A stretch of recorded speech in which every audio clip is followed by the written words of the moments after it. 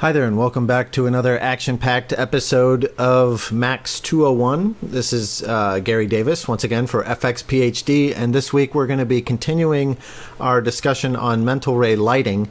We're going to be taking a look at physical-based lighting setups and some different considerations that you need to consider when using mental ray physical lights such as photometric lights.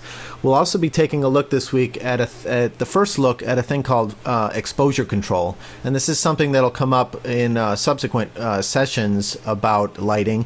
This week we're actually going to be wrapping up our discussion of direct lighting, and then next week we're going to be taking a look, or segueing actually, into indirect lighting and things like global illumination and final gather and skylights, and more on the exposure control. But so we'll take a little bit of a look, an initial look at exposure control, and then to wrap up this week, what we're going to be taking a look at is a little discussion on photons and also caustics.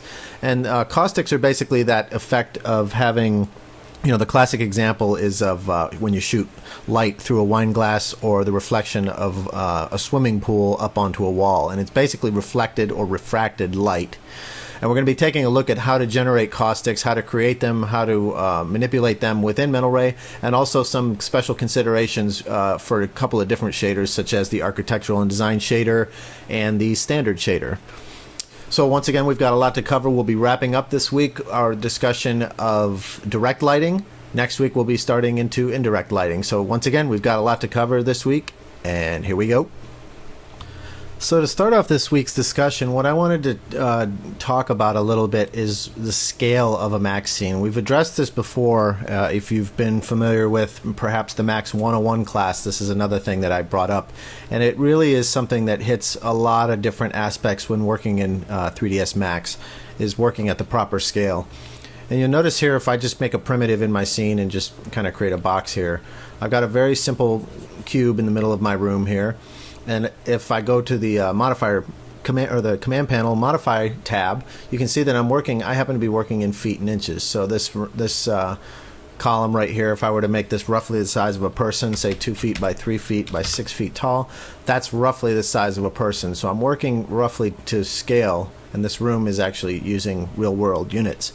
Now that's certainly can be a convenient thing, you know, to just sort of think in terms of meters or feet and inches or centimeters or light years or whatever.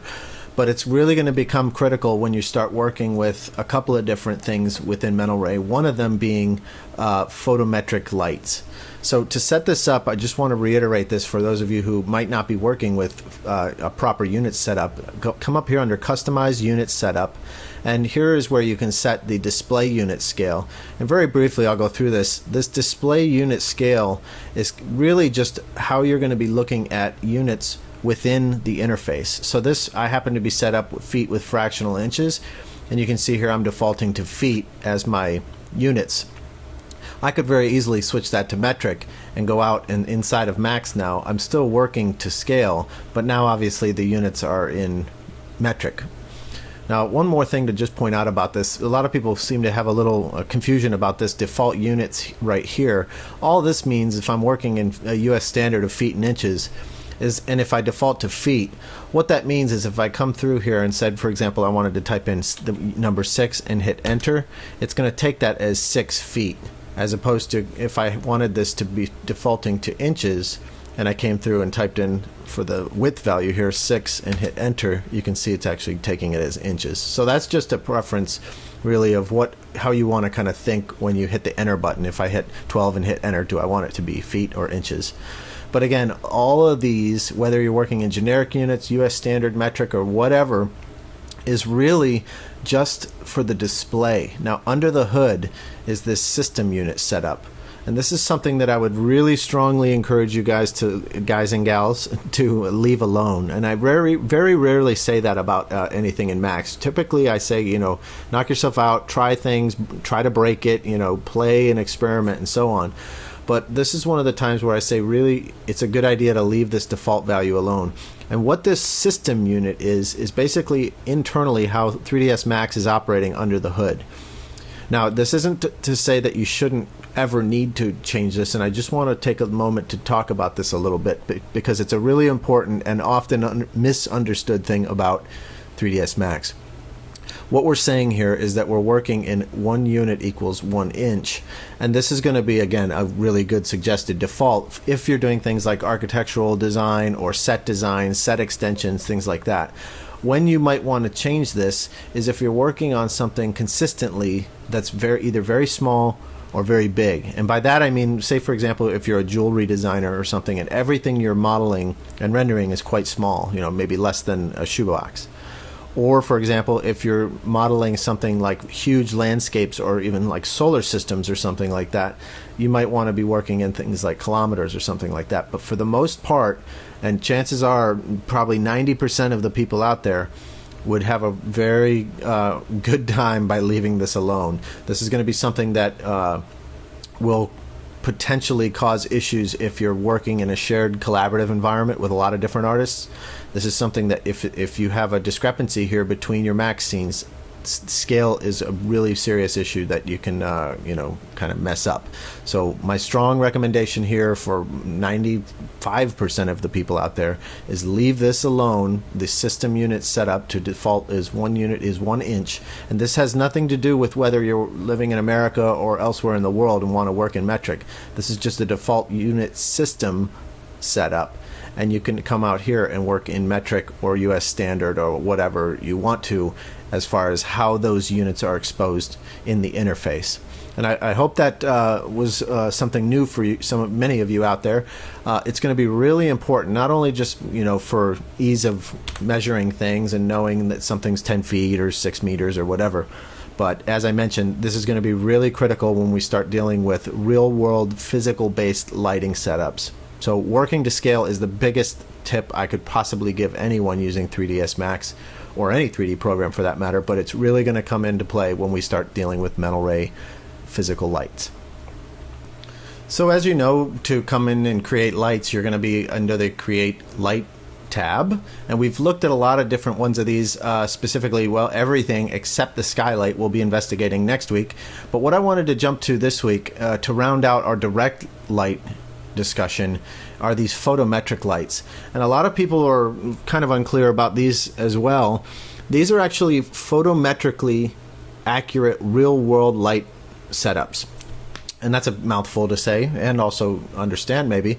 But what's really nice about this is that instead of using standard lights, say for example I just put an Omni light out there, well, as we've seen and hopefully you've used many times, you've got things like attenuation, and I can control the near and the far attenuation. And as we remember from a previous session, we're going to be dealing with a fall off of light for realism. Well, that's what's nice about these photometric lights, is if you, say for example, do a free point. Now the icons for these are going to look a little different in the interface, but as I put a free point light out into my scene and just go ahead and render that, you'll see that it's nothing dramatic, but it is automatically having sort of this attenuation or fall off effect. And one of the great things about that is, let me go ahead and just turn on shadows for a little more realism, you can have this distribution of light be what's known as web. Now isotropic is just sort of like a real world fall off. Likewise, spotlight is going to give you the ability to control this much in the same way of a quote unquote regular spotlight. But web is the one that I really want to focus on a little bit this week, and to really hit on as a different type of light than your quote unquote standard lights. And before I really elaborate on the web setup itself, another thing I want to point out here is that the color is handled a little bit differently with photometric lights. Here you can actually just dial in a filter color, just pretty standard. But for the filter color, you want to kind of be careful. Obviously this is really hitting my scene with purple. I'm going to leave that at white. And what you've got here are a nice bunch of presets for your lights. And this is a custom light color. And if I just arrow through these, you can see that it's actually changing right in the viewport based on the type of man-made light that we're trying to create. So say for example I go to a mercury light and just drop that in. Well, now it's a little less intense. Maybe I can go to a fluorescent light, go ahead and hit render that, and you're seeing again a different intensity. So this is going to be nice for color values. There's also an intensity value down here of lumens, candelas, or lux. And these are all different real-world ways of measuring light. And this is something that I would encourage you all to Google away and find out about real-world light values. For example, a light bulb has one luminance or candela value or lux. And these are, again, just different ways of measuring light in the real world. So this is going to be nice if you want to just Google a value, type in that value here, and you're going to get a physically accurate light within mental rays, which is pretty cool. But now back to this web distribution. This is where these IES lights or web lights get really interesting, is that if I say I want to have a web distribution here, by doing so I get another drop-down panel right here called web parameters. So you notice here if I go to isotropic, I don't have that rollout anymore. So if I go to web, and then I can get to my web parameters here and expose that, what we've got here is what's called a web file. And if I go ahead, and right now it says none, obviously, and if I go ahead and browse, what it's looking for are a couple of different formats, but the main one we're after here is this IES file. And these are photometric lights. I'm going to go out and into, you're going to get a ton of these, by the way, this week. IES lights are something that you can look up and Google on the internet. Just IES is a file format of these light types. And what I can do is come in here and say I wanted to maybe load a sconce light. And I'll load that up. Now you'll notice in the max viewport the actual shape of the light has changed. You can see it's kind of like a peanut. If I go ahead and render this out, what's happening is we're getting a distribution of light that is shaped like this object. And this isn't really a polygonal object, it's just giving us a visual representation of what that light looks like in the viewport. And if I say, for example, go load a different one, let's maybe load a stadium light. Now you can see it's very tiny and sort of has a tall aspect to it. Go ahead and render that out. Well, you can see that this is an extremely bright light with a downward thrust of the main energy. So lots of different tons and tons of lights that I'm giving you this week. Linear Cove, for example, I'm not going to go through all of these. And this, the ones, okay, that one's not very bright at all. And you can see the shape of that distribution right here. Unfortunately, it doesn't stay that way. The icon stays small, so you can't really get too good a look at it. But the shape of the icon in the viewport is actually showing me the direction and the shape of the distribution of light. So these photometric lights are going to be really worth investigating, and for the most part everything else pretty much behaves the same way as you're used to. For example, a target point light is just going to be a drag and drop where I have a light and a target that I can aim around. However, the light itself is indeed a photometric light, and I can, for example, once again say enable shadows, go to a web distribution, come down and load in our IES files. So this is going to be something to really investigate a lot. One of the things also to point out is I'm giving you these nice named IES files here on the root directory of the IES lights directory. But there's also a company out there called Erco, and they make hundreds of real-world light setups. So you can see here I'm giving you tons and tons and tons of files, and these are freely distributable. These are, anybody can give these away. In fact, Erco gives these away on their website because as a lighting manufacturer they want people to use their lights in like architecture and things like that. So this IES file is going to be something that you can go out and load up from any different source or many different sources out on the internet. Now, another thing that I want to touch on a little bit this week, and just to introduce you to it, is a thing called exposure control. You'll notice if I show this rendering, it's really, really dark. And as we touched upon last week, or in previous weeks, when you have a fall off of light, a lot of times in a computer modeling environment or rendering environment, a linear decay of that light, that fall off that we saw a graph of, that's not going to be enough for realism. However, people get kind of used to that in the beginning, and linear decay isn't very realistic. However, when you start doing an inverse square fall off or a real world decay of light, a lot of times your scenes will come out kind of darker than you're used to. So something that's been in Max for a couple of versions now, under the environment dialog, you have a thing called exposure control. Now this is something to be a little bit of a double-edged sword and to consider carefully if you want to use this or not. What you're basically doing is a color corrector to your image, as it's rendered. And for those of you out there that are using compositing programs of any kind, After Effects or Shake or Nuke or whatever, anything like that is going to be what typically you would want to do the color correction in after the fact. However, there are some times within 3ds Max where the exposure control is going to be something that you will want to take advantage of. Now, just to show you, there's a couple of different choices here, and if I went in and said automatic exposure control and just hit render, Mental Ray is going to give us a warning that says exposure control of the type automatic is not supported. And there's actually different types that are supported. For example, linear exposure control. If I go ahead and hit render, likewise it's going to say that this is not a supported format. If I say logarithmic exposure control and go ahead and hit render, this is going to be the one that if you are using the Mental Ray rendering engine that you're going to want to take advantage of. Now this isn't, again, I just want to reiterate something, and we're going to elaborate on this quite a bit more next week when we start talking about indirect illumination. But this logarithmic exposure control, or any of these exposure controls, are really a color corrector happening, and for all intents and purposes it's baked into your 3D render, and it's something that you want to really consider. Do you want to affect your image as a process inside of your 3D renderer, or do you want to do color correction after the fact in a post-processing program like Toxic or Fusion or something like that? Now, this doesn't necessarily have to deal with floating point color, and I don't want to get this confused with high dynamic range imaging or anything like that.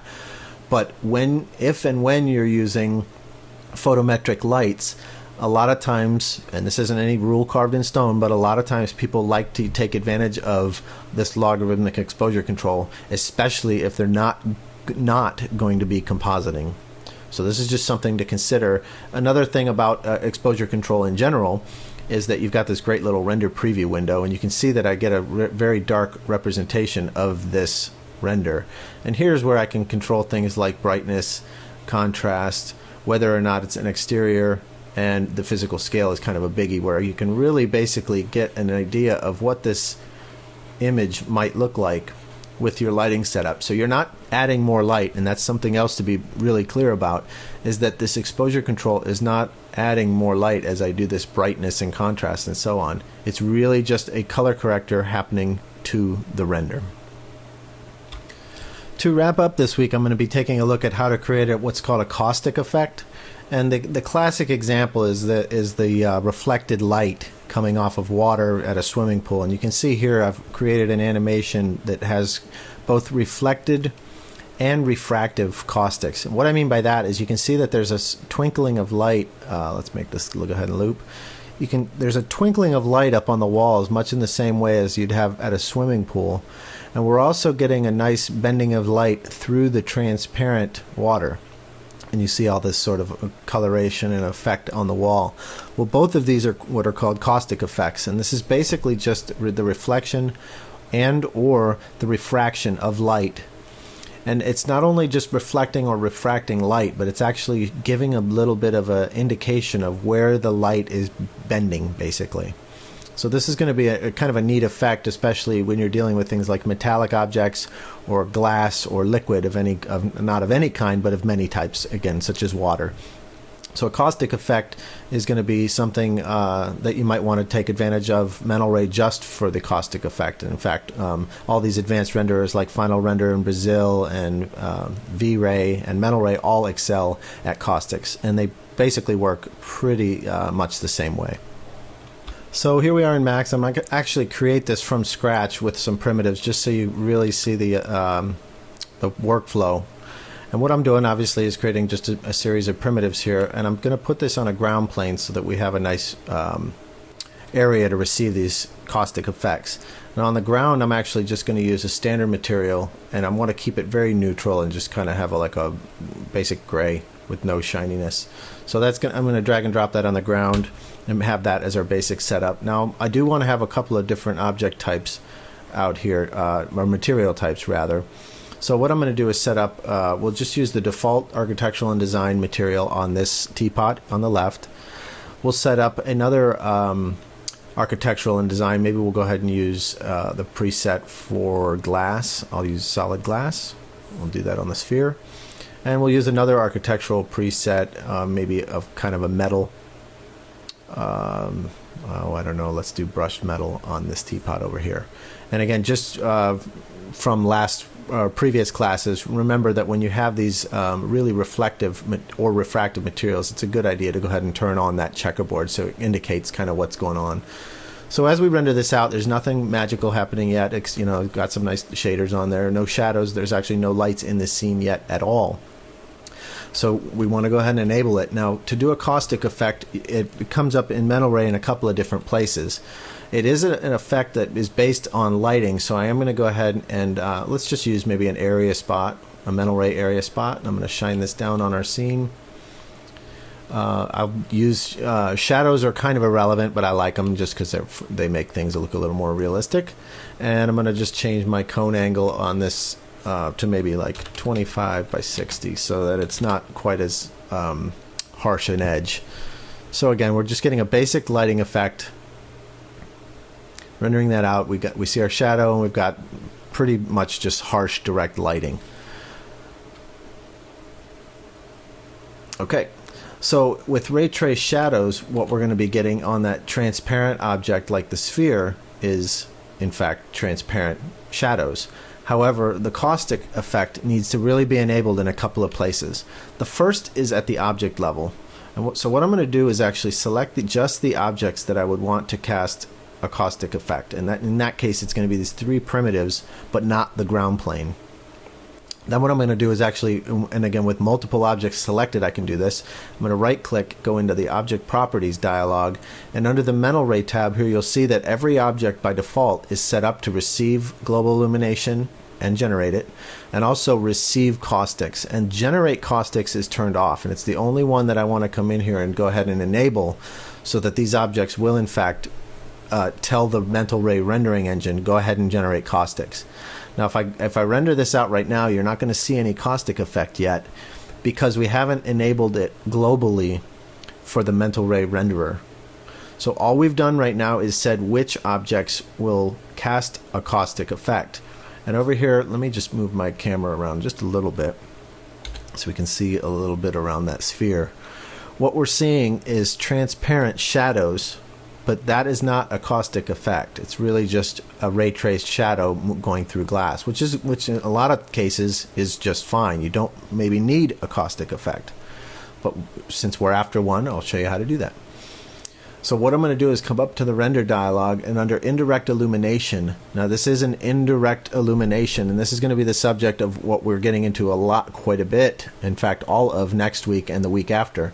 I'm going to skip over Final Gather, I'm going to skip over Global Illumination down here, but there is in the GI or Global Illumination rollout the flag to enable caustics, and you can see here as I do so a lot of other options come up here. Now what's happening is I'm basically telling the entire Mental Ray renderer, go ahead and calculate caustics as needed. So by enabling this and saying at the object level, again I'm just going to show you for this teapot, by enabling caustic generation at the object level and by enabling caustic generation at the renderer level, now what we're going to do is get a caustic effect calculated in our scene. Now we're not really done yet, and it's not like this night and day look to this, because what's happening is we have to deal with an effect called photons. And you might hear a lot about photons when you're talking about the Mental Ray rendering engine, and it really kind of comes into play when you're talking about light and specifically caustics.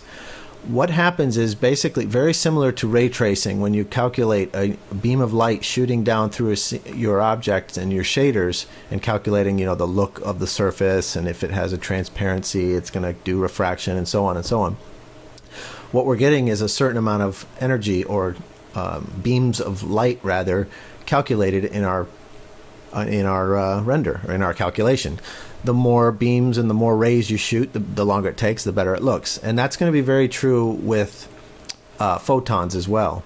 So the way that we edit photons is actually at the light level, and you can come down here on any light and pretty much come all the way down to this Mental Ray indirect illumination rollout. Now here you've got a nice option to automatically calculate energy and photons. And if I turn that off, you can enable manual. Well, I'm going to stick and kind of suggest that for this week especially, that you stick with automatic. So what we've got here if I go ahead and do another rendering, again, you're not going to see a tremendous amount of caustic effect here. And that's for a couple of reasons. One of them being that I'm actually using a architectural and design shader on this object. And there's one more little kind of hidden parameter about an architectural and design shader. So remember, if I look at our last rendering, it's this glass that we're dealing with here, which is our material over here. If we scroll down in the architectural and design shader type, all the way down to advanced rendering options, you're going to see here there's an advanced transparency option, which by default is set to say when caustics are enabled, transparent objects use transparent shadows. And this is going to be something that actually speeds up the renderer. However, you're not going to get a caustic effect with it. So this is going to be one, especially one to remember, and it's not so obvious, and it's also, since this architectural and design shader is kind of new, it's not very apparent to a lot of people who may have been using Mental Ray in the past. So this is going to be one where you have to say, go ahead and reflect light and generate caustics. And I'm going to do that for all of these while I'm here. Advanced rendering, go ahead and do caustics. And on this guy over here, advanced rendering, go ahead and do caustics. So now if I go ahead and hit render, it's actually generating the caustic effect. However, you'll notice here that it's really quite dark underneath that sphere. And the reason for that, the only way I can really describe this is that by default, the light photon settings, again, way back over here, I'm done with the materials and dealing with our selected spotlight here. If we go all the way down to those energy values and the indirect illumination caustic effects, here is basically a multiplier of how many photons are going into my scene for the accuracy of the caustic. And this energy by default is set to 1.0. Well, I'm going to just crank that up to 100, for example, and see what our render looks like. Now what it's doing is it's generating the same caustic effect, but we're seeing it at this point. And basically what I'm getting at is the default value of a caustic energy of 1, that value being 1 right here, is pretty low. And I've never really come across a scene where you're going to want that energy to be 1. Maybe this is something that they hopefully change the default in the future, but for now, just kind of know that you need to really change that energy value. And all I'm doing right now is just dropping this glass on all these teapots so you can get kind of a better idea of what this caustic effect is going to look like. So to just reiterate a little bit about this caustics, what you're doing is enabling the caustic generation per object. On top of that, you have to enable caustics globally. Now, see, we've got a little bit of a nice caustic effect coming through here, and for now I'm just going to leave that the way it is.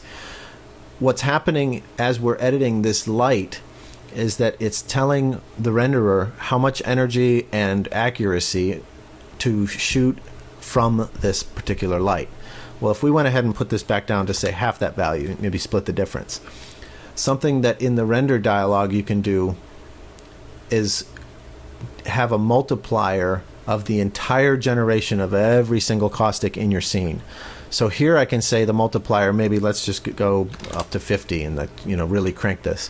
What I've done now is said, no matter what's generating a caustic in my scene, increase that. And this is obviously not the effect we're after, and I really cranked this beyond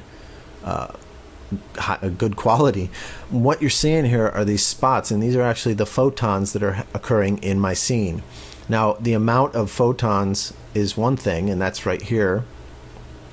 But we've also got a filter size, which is going to blur those things together. And this is basically just like a Gaussian blur, or a box blur in this case. You can define, which type of blur you're using, but this is just like a pixel value, just like in a compositing program or in Photoshop or something where you say I want to do like a Gaussian blur of 3 pixels. This is going to help soften all of those spotty effects, and if I just go ahead and render that out, you'll see that it's actually a slight bit softer in the area where these photon hits occur. I'm going to go ahead and cancel that out, and let's maybe just split the difference again to go to 25. And what I'm looking for is this caustic effect to not be blown out white. Now, as you may or may not know, when you're dealing with a blown out image of the exposure or areas that are just really washed out like this could potentially be a time when you might want to start rendering to the high dynamic range format, like OpenEXR. And this isn't going to be a discussion of that, but it's just something to be clear about, where you have all these pixel values that are beyond white or clamping at white. This might be a time to start thinking about a program like Toxic, for example. So this generation of caustics can be controlled globally here in the render dialog. I'm going to put this back down to 1. And what I prefer myself to do is sort of locally tweak it at the light level. So you can control which light casts caustic effects, which object casts caustic effects by coming in here and again enabling generate caustics. And you can also disable that or enable that globally right here.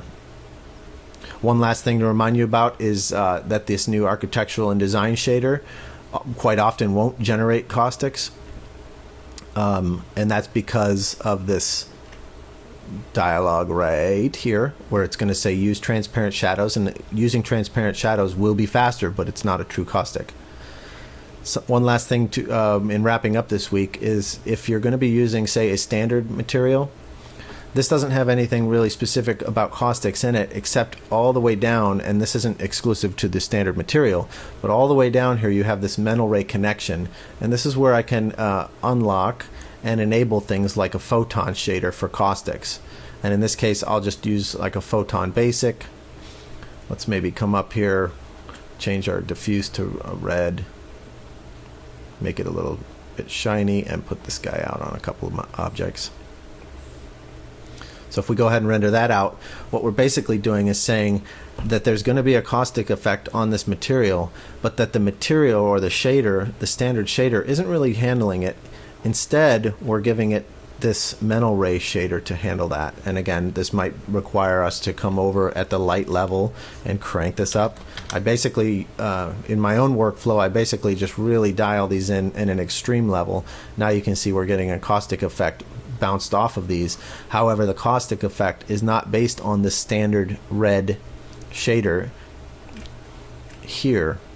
It's based on the caustic map that is a mental ray shader. So this is going to be something to definitely play with, depending on the shader type, the light type, the amount of photons, and working both globally and or locally to dial up and down these caustic effects.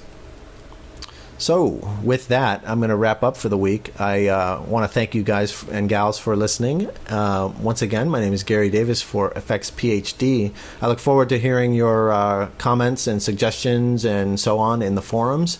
And with that, I will see you guys next week. Thanks.